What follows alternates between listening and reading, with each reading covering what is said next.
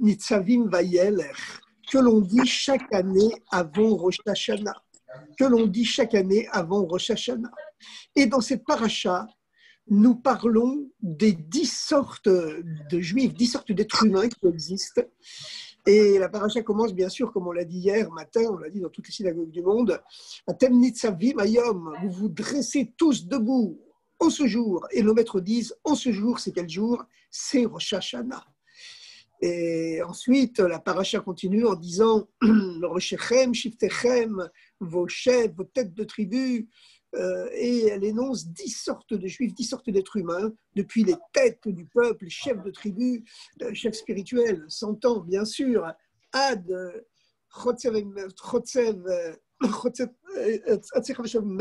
jusqu'au coupeur de bois et au puiseur d'eau. Ça veut dire du plus haut jusqu'au plus bas. Et qu'est-ce que nous enseigne cette paracha? Elle nous enseigne justement, en continuant en disant les avrecha bivrit, pour entrer dans l'alliance. Pourquoi? Parce que pour entrer dans l'alliance avec Dieu, la nouvelle alliance, la deuxième alliance qui suit celle du Mont Sinaï, 40 ans auparavant, eh bien, il faut l'unité entre les 10 forces de l'âme qu'on a en nous et entre les 10 sortes de juifs qui existent. Vous savez que Dieu se manifeste par le chiffre 10. Un ami mathématicien, pour ceux qui l'ont connu, c'était Rachamim Sikurel, Raymond Sikurel. Il m'avait dit que pourquoi est-ce que Dieu se manifeste par les 10 sphirotes, par 10 qualités de lui-même, pas par 11 et pas par 9, parce que finalement, 10, ça reste toujours 1. Puisque le 0, c'est un 0, il compte pour 0, il ne compte pas. Donc le 10, c'est vraiment l'expression de l'unité divine, l'expression du 1. Et donc, comme nous sommes créés à l'image de Dieu, nous avons tous ces 10 forces en nous. Et chaque juif, évidemment, est composé de ces 10 forces psychiques à l'intérieur de lui-même, 3 forces intellectuelles, 6 forces sentimentales et la 10e dimension qui inclut à la fois la pensée, la parole et l'action, c'est-à-dire la faculté de régner sur son environnement, avec son environnement. Si on pouvait arrêter de parler en même temps que moi, parce que ça fait un bruit de fond un peu désagréable. Merci beaucoup. Alors, nous devons unir ces 10 forces que nous avons en nous autour du service de Dieu, mais nous devons aussi être capables de nous unir avec les 10 sortes différentes de juifs qui existent, puisque chaque juif, bien qu'il inclut les 10 qualités de Dieu en lui, il est construit à cette image, il est plus imprégné par une des 10 qualités. Il y a certains juifs, c'est la chorma, ce sont des gens supérieurement intelligents et intuitifs. Il y en a d'autres, c'est la bina, ce sont des gens qui sont supérieurement analytiques. Et il y en a d'autres qui sont chesed, ils sont des gens généreux et bons, ils sont plus dans les sentiments que dans l'intellect, etc., etc. Et donc, il faut de l'unité, être capable de s'unifier avec tous les juifs que nous rencontrons, même si nous sommes profondément différents d'eux quelquefois. Moi, par exemple, je viens de la gvoura, de la sévérité divine, donc je suis quelqu'un de rigoureux. J'ai du mal à supporter quelqu'un qui est trop généreux et qui se manifeste de façon trop expressive. Mais justement, et l'inverse bien sûr, mais justement, c'est ça la force, c'est que pour entrer dans l'alliance, eh bien, il faut pour entrer dans l'alliance, il faut l'unité. Et c'est la raison pour laquelle, dans la paracha Nitzavim Vayelech, que l'on dit juste avant Rosh Hashanah, et qui consiste à entrer dans l'alliance, on mentionne 6 sortes d'êtres humains, 6 sortes de juifs différents, 6 sortes d'êtres humains, du plus haut au plus bas, pour nous faire comprendre que nous sommes tous interconnectés, nous sommes tous interdépendants les uns des autres, et il n'y en a pas un qui peut se prendre plus intelligent ou plus grand que l'autre.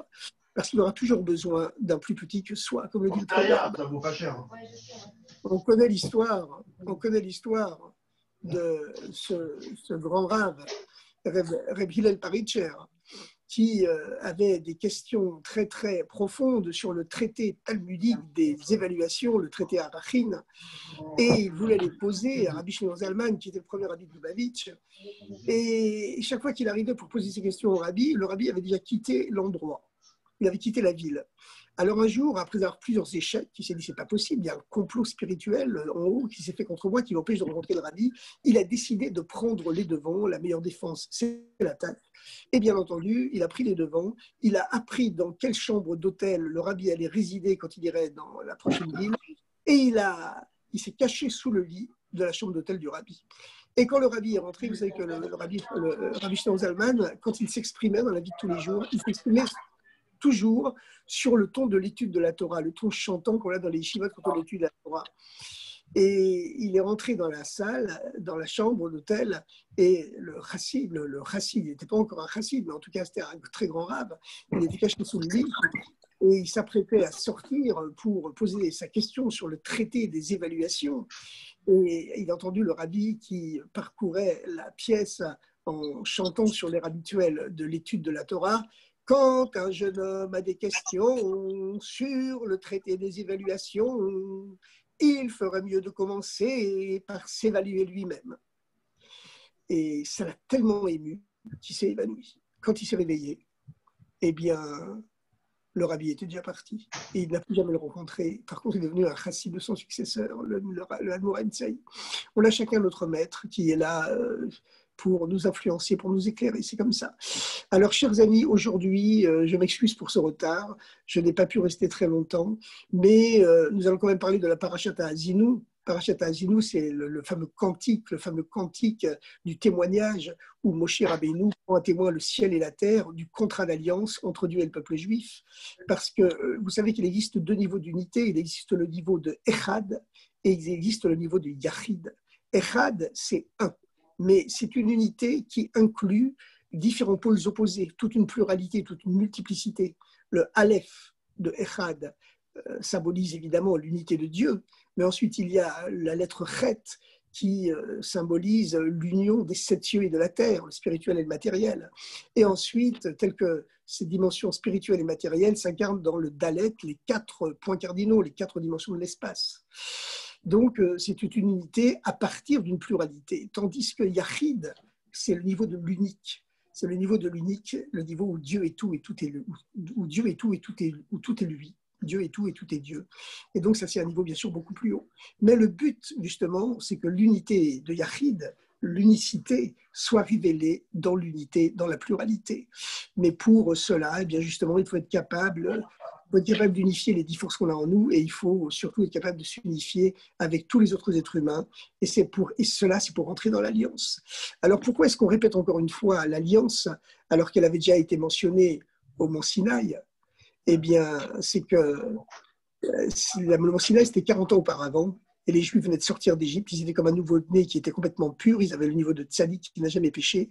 Entre-temps, il y a eu le péché du veau d'or, il y a eu la rébellion pour ne pas rentrer en Eretz Israël, et cette folie qui a poussé les Juifs à retourner dans le désert, à vouloir retourner dans le désert. Il a fallu que Dieu intervienne et en les condamnant à errer et à tous mourir dans le désert. Donc c'est une nouvelle génération qui a besoin d'une nouvelle alliance parce qu'on va rentrer maintenant dans le monde matériel, on va quitter le désert, cette spiritualité absolue pour rentrer dans la relativité du monde matériel afin de purifier le monde matériel et de l'élever. Et c'est ça le véritable but. C'est la raison pour laquelle il a fallu cette nouvelle alliance. Eh bien, c'est cela, Rosh Hashanah, c'est qu'il faut, Rosh Hashanah, on se prépare à rentrer dans le monde matériel pour élever le monde matériel. C'est la mission du peuple juif, c'est la mission de chacun de nous. Et cette alliance ne peut devenir effective, encore une fois, que si on est capable de s'unifier avec tous les êtres humains qui sont autour de nous, même s'ils sont complètement différents de nous. Et donc, voilà, c'est ce qui prépare la venue du Mashiach. Alors, vous savez que, comme on prépare Rosh Hashanah, on va dire une histoire du Baal Shem Tov. Le Baal Shem Tov avait un gendre qu'on surnommait le Deutsch. Ses parents habitaient en Allemagne. Il était le mari de Odel, la fille unique du Baal Shem Tov, qui avait aussi un fils. Et un jour, il a demandé la permission au Baal Shem Tov, après plusieurs années d'études chez le Baal Shem Tov, d'aller visiter sa famille. C'était 3 mois avant Rosh Hashanah. Il a dit, dans 2 mois, je reviens. Le Baal Shem Tov lui a dit, prends quand même un chauffard. Il s'est étonné, mais il n'a pas répondu. Or, sur le chemin du retour, il y a eu une tempête, son bateau a manqué faire naufrage, et finalement, il a trouvé refuge sur une île, et il a été obligé de passer là-bas Rosh Hashanah. Et il n'avait pas de minyan avec lui, il était désespéré. Le matin, il s'est trempé au mikvé, il a sonné les 100 sonneries du chauffard, il était tellement ému de tout seul sur cette île qu'il s'est mis à pleurer au milieu de sa prière. Et toute la foule s'est attroupée autour de lui. Et le roi de cette île qui passait par là s'est demandé ce qui se passe. On lui a dit, c'est un fou qui se trempe dans l'eau. plein de fois. À l'époque, ce n'était pas encore la mode des bains de mer, et qui sonne du corne de bélier, et qui peut dire des mots en chantant des mots complètement incompréhensibles, et qui se met à pleurer au milieu, tout en sonnant de la trompette. Le roi l'a observé, il a dit, à mon avis, c'est pas un fou. Il a commencé à discuter avec lui, l'a amené dans son palais. Il y avait peu de distractions et d'activités sur cette île. Il y avait seulement un bateau qui passait tous les mois, tous les 15 jours. Alors, ils ont commencé à discuter et le gendre du Baal Shem Tov lui a expliqué ce que c'est le judaïsme, ce que c'est le chassidisme, et que les Juifs ont été envoyés par la providence divine pour élever les étincelles divines tombées dans le grand Big Bang de la création dans tous les endroits du monde. Et c'est seulement quand toutes les étincelles seront amenées à leur source que le Messie pourra venir. Et c'est certainement pour cela qu'il est venu ici et que les Juifs amènent la bénédiction partout où ils sont. Alors cet homme, le roi, a dit au gendre du Baal Shem Tov, mais jeune homme, amenez-moi, je veux faire venir ici 300 familles juives. Le gendre a répondu, c'est impossible, Majesté. Si vraiment c'est la mission de 300 familles juives de venir ici pour purifier, élever, éclairer votre île, eh bien, même avec des chaînes de fer aux pieds, Dieu les amènera ici. Mais sinon, moi d'où aurais-je cette force de prendre 300 familles pour les installer ici? Quand il est rentré chez le Baal Shem Tov, finalement, le Baal Shem Tov l'a accueilli de face avec un sourire rayonnant. Il lui a dit, tu sais que dans le ciel, il y avait un décret, un mauvais décret malheureusement, que 300 familles juives devaient être condamnées à venir avec les fers aux pieds dans cette ville afin d'élever les étincelles, afin d'éclairer, d'illuminer, de purifier cette île dans laquelle jamais aucun juif n'avait séjourné.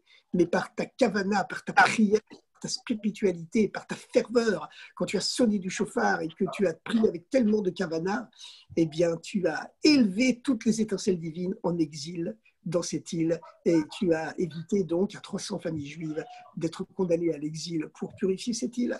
Alors vous savez, comme le dit le Rabbi, aujourd'hui, le fait que beaucoup de juifs sont déjà rentrés en Eretz Israël, c'est un signe qu'on a fini notre mission dans le monde et que véritablement, même l'habit du Messie, il est prêt. Le Rabbi précédent disait qu'il fallait encore expliquer les boutons, c'est tout ce qu'il y avait à faire, mais aujourd'hui, le Rabbi dit que les boutons de l'habit du Messie brillent d'eux-mêmes et donc il n'y a plus besoin de les astiquer, même ils sont brillants, et donc il ne manque plus que le Messie enfile ses vêtements pour se dévoiler à tout le peuple juif et surtout à l'humanité entière, puisque le Messie vient, bien sûr, il vient pour le monde entier.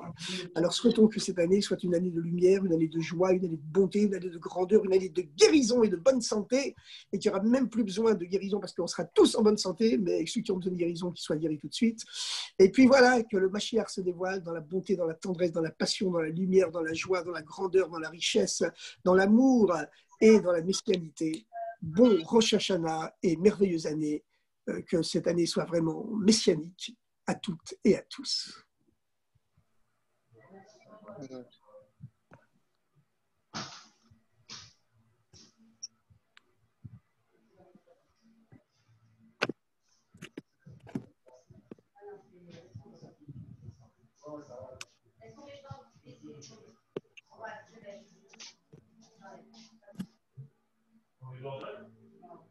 D'accord.